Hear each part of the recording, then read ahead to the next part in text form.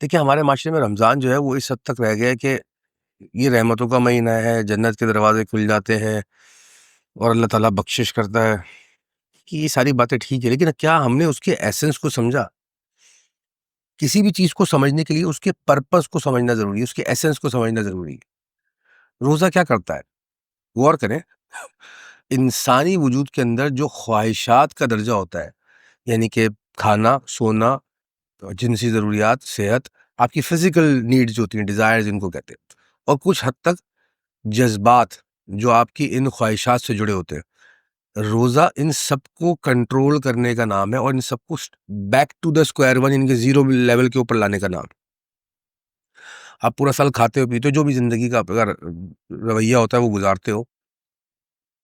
روزوں میں آپ کو مینڈیٹری کر دیا گیا کہ آپ نے 12 سے 14 گھنٹے بھوکا رہنا ہے، اپنی خواہشات کو سختی سے کنٹرول کرنا ہے، بری نظر سے نہیں دیکھنا، کسی کو بری بات نہیں کہنی، برا نہیں سننا۔ یہ اس سب کا مطلب یہ ہے کہ آپ کو ایک پرپس پہ لے جایا جا رہا ہے۔ وہ پرپس کیا ہے؟ جب آپ اپنی خواہشات پہ کنٹرول کر لو گے تو آپ کہاں پہنچ جاؤ گے؟ یہ کہہ لیجیے ایک لیول اپ سینیریو ہے، یعنی کہ ایک ایسا سفر ہے جس میں درجات ہیں۔ پہلا درجہ خواہشات ہے، وہ پروسیس کیا ہے جس کی ہم بات کر رہے ہیں؟ وہ ہے تزکیہ نفس۔ پورا دین جو ہے وہ تزکیہ نفس کے ارد گرد گھومتا ہے۔ اگر غور فرمائی، کلمہ جو ہے وہ آپ کو ایمان میں لے کے آتا ہے، نماز جو ہے آپ کو بندگی سکھاتی ہے، روزہ جو ہے آپ کی خواہشات کو قابو کرتا ہے اور کسی حد تک تھوڑے جذبات کو بھی، زکوٰۃ جو ہے آپ کے جذبات اور احساسات کو قابو کرنے کا نام ہے۔ یعنی کہ جب آپ کے احساس ہے کہ میرے پاس بہت پیسہ ہے، یا آپ کی جو بھی فیلنگز اور ریلیشن ہے مال و متا سے، میٹر سے، صرف زکوٰۃ کا مطلب صرف پیسہ نہیں، اور بھی مال و متا، جو بھی مٹیریل آپ کے پاس ویلتھ ہے اس کے اوپر زکوٰۃ دیتے ہیں، تو آپ کو اس سے دور کیا جاتا ہے۔ یعنی کہ کچھ پرسنٹیج آپ نے دوسروں میں بانٹی تو آپ کے اندر وہ گریڈ پیدا نہ ہو۔ تو زکوٰۃ جو ہے وہ آپ کو احساسات سے دور لے کے جاتی ہے، یعنی کہ نہیں، زکوٰۃ جو ہے وہ آپ کو احساسات کی ریئلائزیشن دیتی ہے، کلمہ آپ کو ایمان میں لاتا ہے، نماز آپ کو بندگی میں لاتی ہے، روزہ آپ کی خواہشات کو قابو کرتا ہے،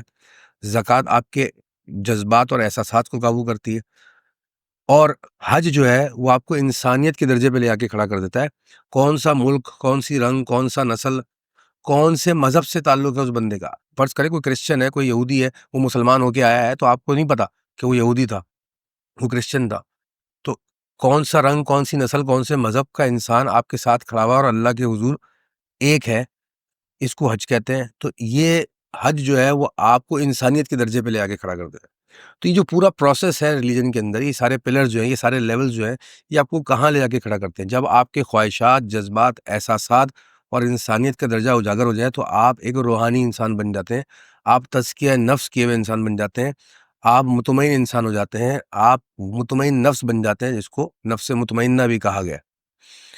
تو یہ سمجھنا کہ رمضان جو ہے، روزے جو ہے، وہ آپ کی خواہشات کو، پرائمریلی خواہشات کو کنٹرول کرنے کا نام ہے۔ ایک مہینہ آپ کو اسٹرکٹلی کہا گیا کہ آپ کریں، فرض ہے پریکٹس کریں، باقی کے 11 مہینے آپ نے وہ روٹین اپنانی ہے کہ دن میں 12 سے 14 گھنٹے آپ نے فزیکل فاسٹنگ کرنی ہے اور برائی سے بچنا ہے، جس کو ہم کہتے ہیں کہ روزہ برائی سے روکتا ہے۔ تو یہ سمجھنے کی یہ ایسنس ہے روزے کا، یہ رمضان کا یہ ایسنس ہے جو ہمارے معاشرے میں بھلایا جا چکا ہے، کیونکہ اس کے برعکس اگر یہ ایسنس ہے جو میں نے بیان کیا تو ہم تو اس کے برعکس کر رہے ہیں، ہم تو خوب دبا کے کھا رہے ہیں، ہم تو سب سے زیادہ معلوم پڑا مجھے ابھی کہ سب سے زیادہ سیل جو ہے وہ پیٹ کے امراض کی، گیسٹرو کی گولیوں کی، وہ رمضان میں ہوتی ہے۔ اس کا مطلب کھا رہے تو آپ کو پیٹ کے ایشو ہو رہا ہے نا۔ تو سب سے زیادہ جو ہم اس کو الٹ لے رہے ہیں رمضان کے ایسنس کو، وہ ہم اسی مہینے میں لے رہے ہیں، ہم کھا رہے ہیں، ہم اپنی نیند کا خیال نہیں رکھ رہے ہیں، اپنے آپ کو آرگنائز نہیں کر رہے ہیں،